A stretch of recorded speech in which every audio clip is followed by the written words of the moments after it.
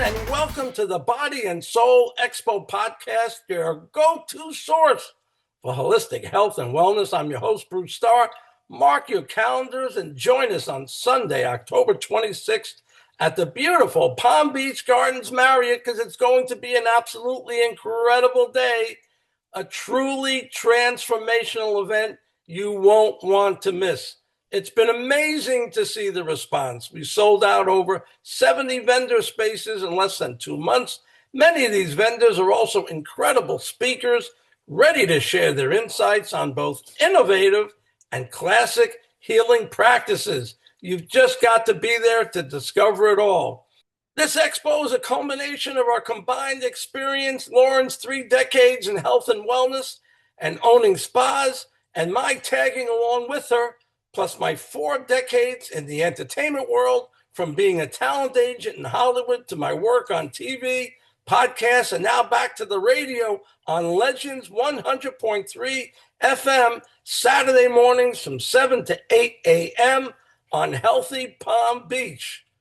Now, to stay up to date with all of our announcements, follow the Body and Soul Expo page on Facebook. And for a full breakdown of everything we have in store for you, be sure to visit the bodyandsoulexpo.org website and see all the amazing activities and the people who will be there. On today's show, we're diving back into the lineup, highlighting the amazing talents, experiences, and knowledge of the wonderful vendors who'll be with us at the Expo. My good friend we've known each other a long time, Marty, come to think of it. Absolutely. Marty grew up in Yonkers, New York, and that's where I grew up and went to high school. And Marty he'll tell you, he went to Walt Whitman Junior High, correct? Yes, absolutely. And then Roosevelt High School. And then after that, he attended the University of Florida. How fun is that? We'll have to talk a little bit about that. And after graduation, Marty bought, leave it to him, you can see by his jacket, an orange Chevy customized van, and took his guitars and sound system and spent the next 15 years, how cool is this, as a performer, recording artist, and stand-up comedian, performing in over 200 plus college concerts each year, not in his career, each year throughout the U.S. and Canada from 1977 to 1992. Talk about being on the road. His first album, Road to Home, received national acclaim. And then after that, he kind of like me, left direct show business activities and founded a company called Alcohol Awareness Promotions and began producing swag for college alcohol education programs. How smart was that, Marty? Eventually, more offices on college campuses requested promotional items, and PMSI Promos was created. And today, PMSI Promos is one of the largest facilities for producing swag specialty items in the hospitality, health, education, and real estate markets. Marty owns 62 colorful tuxedos, which became his brand over the 40 trade shows that PMSI Promos participates to this day each year. So, my good friend, welcome to the show. It's great to see you. Thank you. Great being here. I love your jacket. I've only seen about 3 or 4 of your best sport jackets, but this is a real good one. Well, I'm hoping at the Body and Soul Expo, I'm going to be bringing 8. I'll be doing a lot of costume changes. It's exhausting, Woo-hoo! but all right. This is my merman tuxedo right here. Beautiful, beautiful. So, Marty, we, in the introduction, we spoke a bit about you. And, growing up in Yonkers was a pretty good experience. I know for anyone that grew up during that time, during those years before maybe it got crazy or whatever, we grew up in a really cool area where a mixture of Italians and Jews, and it was just a really good place to grow up. It really was. We took the bus a lot, rode our bikes a lot. We never spoke to our friends after we left school because our mom was always on the phone with one of those 25-foot, very tangled up phone cords, and the line was always busy. So you really had no cell phones. You went outside and you played with the kids in your neighborhood, and you learned to make do, and you learned to deal with different types of people, which in this day and age, many parents don't let their kids get exposure to that. It was great. You know what people bring up a lot when I talk to them is getting on the blue bus. And you could go up to Floyd's or Klein's, but you can also take it all the way down to the Woodlawn subway stop, or I was it did a it. subway, the elevator, and Yep. get your butt down to New York City. All the time. We went to White Plains, to Mamaroneck Avenue. We went to Sam Ash and Gimbel's and Macy's, but then we also took the Woodlawn all the time. And you got used to it, and it was just no one was scared to travel up and down. You just had a lot more freedom, and it was different. You didn't realize you were wealthy or poor. You didn't get all the bad news. I was just telling someone the other day, with social media, I know every day everyone who's died. When I was a kid, except for my grandparents, I never knew people, this many people every day die. Yeah, And it's such a negative twist compared to growing up in our generation. yeah. So tell me, how did you get started in the specialty business? Because people don't realize how valuable swag is, how valuable specialty items are. You can single-handedly make the difference between a successful business and a struggling business. I truly believe that. Absolutely. Well, I was on the road, and this was back in, I believe, 85. The drinking age in the US went from 18 to 21 with a little grandfather clause, but all the college campuses had to deal with the fact that most of the college student body was no longer able to drink on campus. And then you include the insurance companies and the liability issues. So they shut down all the pubs, all the Rathskellers, all the nightclubs in college towns for liability.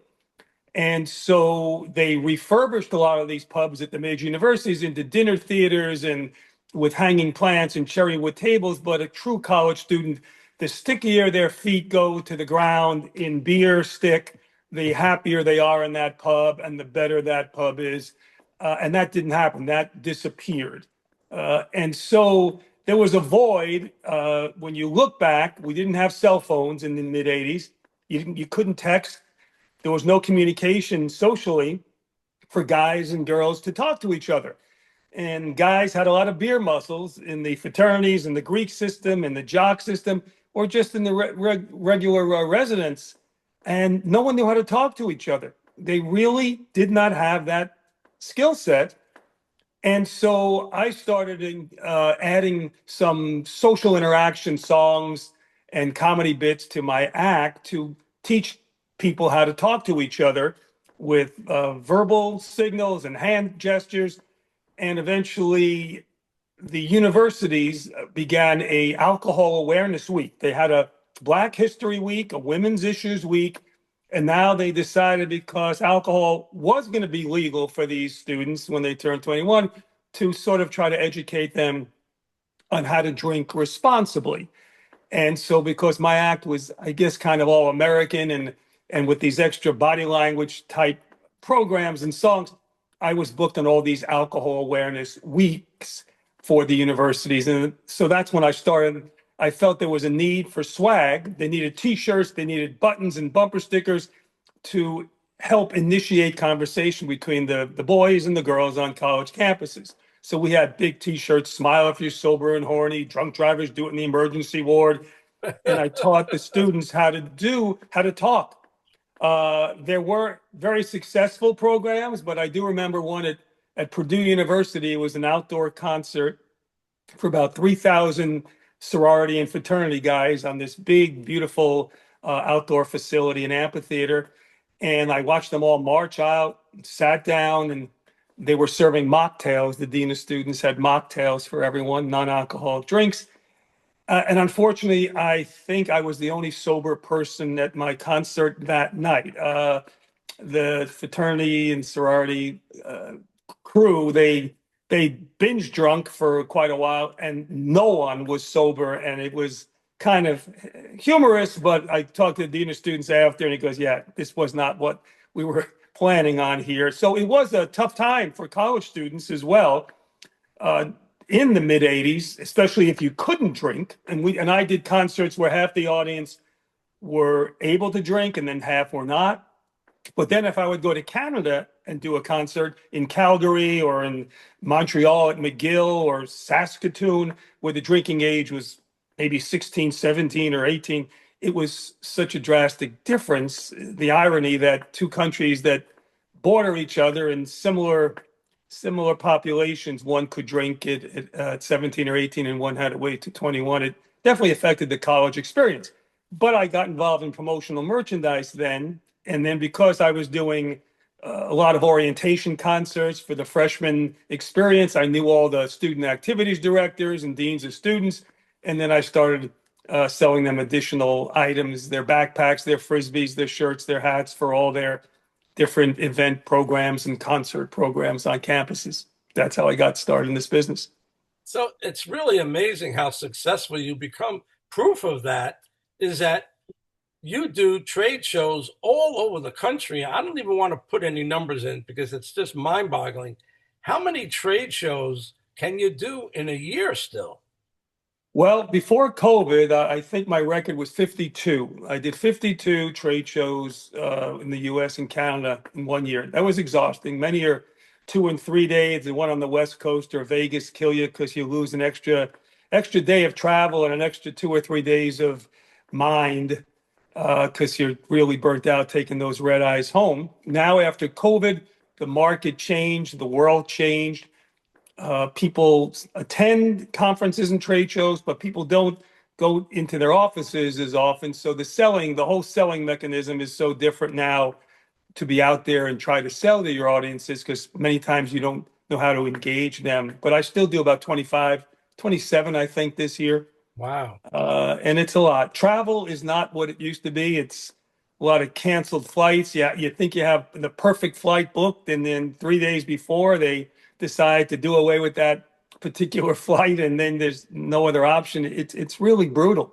The travel world is not simple anymore. So how do you recover? Can you align yourself with other airlines? Do they help you? Not, they're going backwards. They're not. And I like to fly direct because at least I know I'm going to get there. To get halfway there when you have to set up your booth and be ready for the opening reception and I normally ship 8 to 15 tuxedos to my hotel, and everything has to be sort of synchronized in a timeline that you know where everything's going to be and when you're going to get there. So any curveball, it really causes a lot of hardship. It's stress, a lot of stress. But coming home as I get older, you do a 3 day show in Vegas or LA, or it takes a while. It takes multiple days to. To recover. I play a lot of tennis. I play tennis every day when I'm not traveling, so that at least helps pump the blood through my system. But it hurts. The back hurts standing on cement floors for 8 or 10 hours a day in shoes you buy online. You don't get to try them on, but they look good with the tuxedos. So, oh, but it kills your back. I'm glad I did the trade shows when I was younger because now I'm hearing what you're saying is like, It's I don't tough. know if I could do them now. And then you go to buy a bottled water at the airport, and somehow you become in a business relationship with the cashier. They want 30% tip for you giving them the bottled water. It's these new automated credit card and systems and the tips that it's crazy. It's really funny. So I like what I'm seeing behind you. You've got like a billboard there right behind you about your business, Right. and you could see, we're going to be we're going to be getting some stuff from you. We'll be buying some. We'll be working together because we want people to have some of your swag, some of your specialty items. What would you say are the three most popular items that you're selling now? Well, we sell a lot of technology items. A lot of people travel. A lot of people work from home. So all the chargers, all the speakers, all the new adapters that just work so well and so quickly to charge your phone. That is a functional item we sell a lot of. The drinkware category, if you would have told me 10 years ago that we'd be selling drinkware between 20 and $80, all the Corksicles and the Yetis and Brewmates and all these and the Wallas, they're just crazy. People have so many different water bottles. I see sometimes a small person could have a 40-ounce holding it. It's like a dumbbell. These things are gigantic. And yet the drinkware category is huge for coffee, for drinks, for staying hydrated. Growing up in Yonkers, I think you'll attest, we had a water fountain that smelled like bad breath because the water never pushed out enough, and it just sort of laid on top of the water dispenser, and it was terrible, and it was warm, but we never knew we had to be hydrated. We ate Twinkies and Hostess snowballs and devil dogs and ring dings, and we ate Wonder Bread because it helped build your body's 12 ways. So Yes, exactly. what and we came out okay. Hawaiian Punch was fruit juices somewhere. You're bringing up all the garbage. 9 fruit juices. I'm not sure where these juices are grown or where the fruit's grown, but that's what we grew up with. Yeah, absolutely. So again, right behind you, you can see the telephone number. Tell us, just tell us your telephone number, best way to connect with you, and that you're going to be at the expo for a reason, because everybody needs swag. Everybody Absolutely. needs specialty items to promote their business. And so that's why we asked you to be a part of this. We can't wait for you to meet all of our vendors and to talk with them and learn from them and have them learn from you. Absolutely.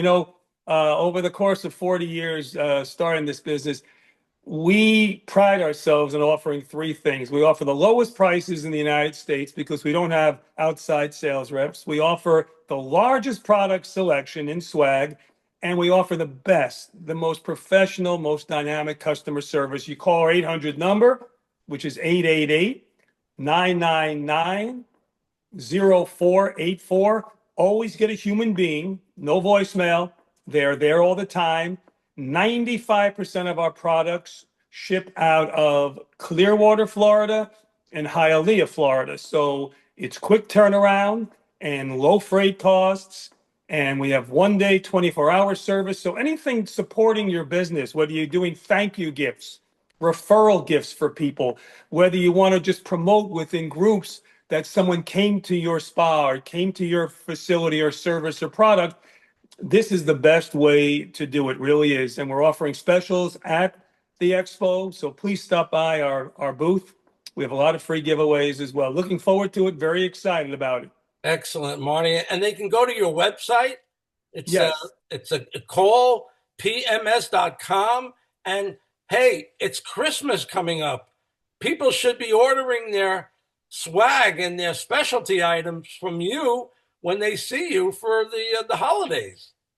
Absolutely. We'd love to have, please stop by. It's a lot of fun stuff, a lot of new things you haven't seen yet, and just great pricing and great opportunities for everyone. It's a win-win all around. Looking forward to this expo. Really am. Great. And when you do pass by Marty's booth every couple of hours, he'll have a different jacket on. Absolutely. Thanks, Marty. Good All to right, see Bruce. you. Thank you. We'll see you soon. I'm glad we've been connecting again, from time to time. You're a good guy. And thanks for being part of the expo. Thank you. Have a great day. Bye-bye now. Bye-bye.